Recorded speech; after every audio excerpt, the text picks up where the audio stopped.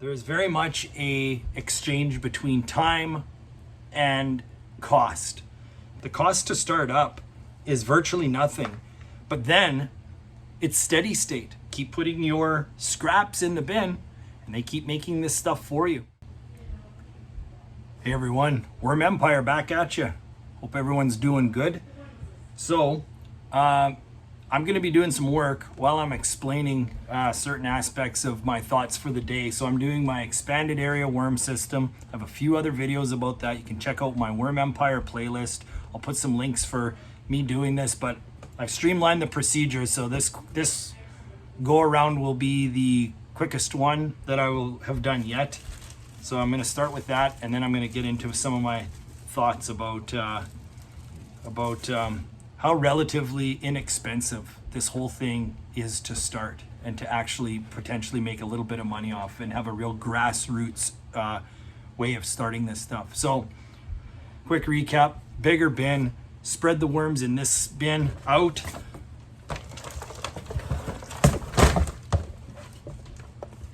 Wow, just like that. It'll be good. This bin is about as damp as I keep them these days, so it's a little mucky, but that's okay. It's perfectly fine. It's all part of the plan. So now they have more surface area to spread out in, which would make it a lot easier for them to concentrate on one half so that I can harvest the other half. So here's their feeding. It's gonna go on this side, bang. That should last a few days. Now I'm only gonna cover up this side with plastic. This side that's not covered in plastic will eventually dry out. The worms will become less and less satisfied and they will move to the food. And then I will harvest this side. And so it goes, and then I will do the opposite to the other side. I feed this side with fresh bedding, new feeding, dry out that side, easy as pie. So that's that part. That's basically all the work I'm gonna do effectively. But the main topic I wanted to actually bring up is about just how quick and easy this is to start. There is very much a exchange between time and cost. It's more planning everything and just doing some upfront work. So for example, even though this is a larger bin, this bin cost maybe 15 bucks. The other one that I just dumped these from cost about $7. You know, $7 bin, and you can rake up some leaves from your yard or anything, or you can cut up cardboard.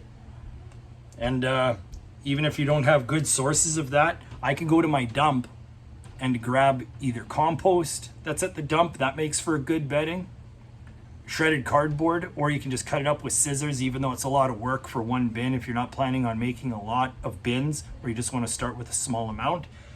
You can just passively do that for a little bit and just put a little bit of work at making your bedding. Molasses costs nothing. You could make some molasses water. Typically you take a tablespoon or two, mix it in with a couple liters of water or half a gallon of water, and just boil it all up. It'll just turn one color, and then you can just put it in a little sprayer here, something like this. Then the worms. So now the way I've done it, which was very economical but time consuming, mind you, this is always the trade-off, is I bought $20 worth of worms. I got 150 worms when I started this whole thing, and now I've got bins and bins and bins.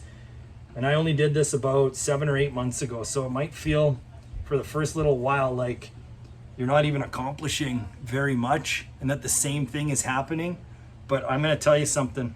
In 2 or 3 months, if you keep that bin the right amount of wetness with your 150 worms and you keep it relatively warm, good Lord, they will go crazy. And this process happens so fast. It's so exponential. I can't even describe it properly. And I'm kind of addicted to the process because it happens so fast.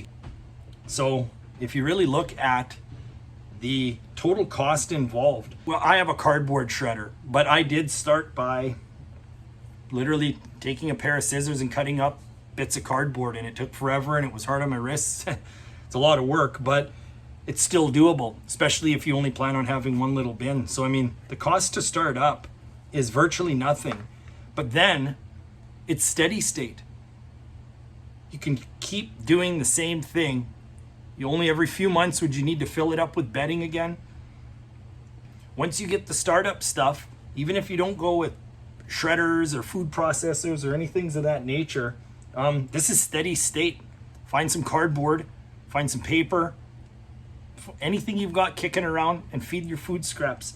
The barrier to entry can be as small as you want depending on how hard you want to work. And even relatively speaking, if you did start getting shredders and food processors, yeah, it might cost you $300-400 to get started, but you can handle 6, 8, 10 bins as long as you've got the food waste relatively easy too. And now that's just way more poundage and a quicker payback, even in my opinion, if you want to think about it that way. But it's also more work, and it's also a little more time, even with all that considered. So that's just my little rant. So this is ready to be expanded. So like and subscribe if you like the content, and we will see you in the next one. Bye-bye.